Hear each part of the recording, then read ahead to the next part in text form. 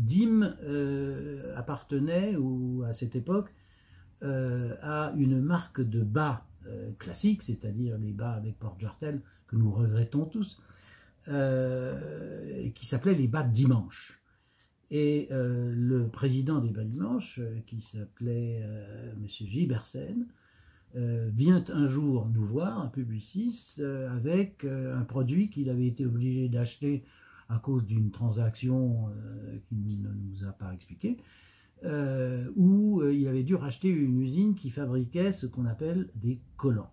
Et il nous avait sorti ces objets d'une boîte, avec un certain mépris d'ailleurs, en nous disant « bon, j'ai un stock énorme à écouler, et il faut que je trouve un nom qui fasse que je préserve mes bas dimanche, et d'autre part, je préférerais que la publicité ne soit pas faite dans les médias que nous utilisons aujourd'hui, et qui sont essentiellement la presse, et la presse féminine, etc. » Donc on avait choisi, il n'y avait pas encore de publicité à la télé, donc on avait choisi le cinéma.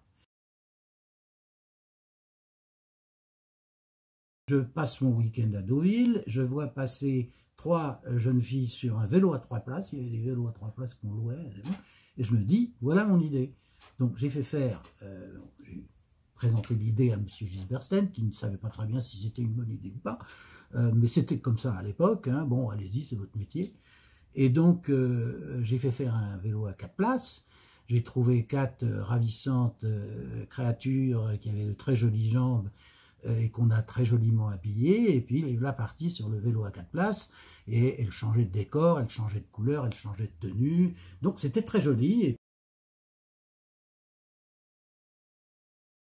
J'ai commencé le montage avec une musique qui n'était pas terrible, et puis un ami est venu voir ce que j'étais en train de faire, et me dit « ah ben tu devrais mettre une musique, tiens, que je vais t'amener », et il m'amène la musique de Lalo Schifrin, qui, comme vous le savez, fait pam. C'était pour un film qui s'appelait The Fox, et qui n'avait pas très bien marché, mais la musique, hein, c'est une petite marche harmonique absolument charmante. Donc on met ça sur le film, et ça marchait formidablement bien. On décide de tester le film dans les salles de Publicis, il y en avait quelques-unes aux Champs-Élysées, on teste le film, et on teste nous-mêmes le film, c'est-à-dire qu'on interrogeait les gens qui sortaient de la salle, et on leur posait des questions, mais ils étaient enthousiasmés, il y en a qui se souvenaient mieux du film de pub que du long-métrage qu'ils avaient vu.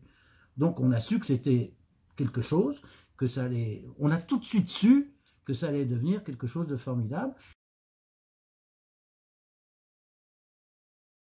J'ai eu la possibilité de rencontrer Lalo Schifrin à Los Angeles, et il m'a invité somptueusement à déjeuner chez lui, et il m'a montré une piscine, 2 piscines, et il m'a dit « je te montre ta piscine ». Parce qu'il a gagné tellement d'argent avec Dim que ça lui avait permis d'améliorer son quotidien qui déjà à l'époque n'était pas négligeable.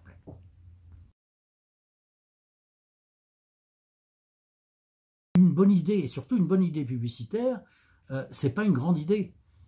C'est une idée qui tombe à pic au moment où le public est demandeur, et puis c'est une publicité qui correspond un petit peu à la mentalité de l'époque. Or, à cette époque-là, on était en pleine mini-jupe, on était en plein courage, on était en plein Marie Quant, on était en plein dans ces modes-là, et déjà, les jolies jeunes femmes, ou même moins jolies, elles aimaient beaucoup montrer leurs jambes.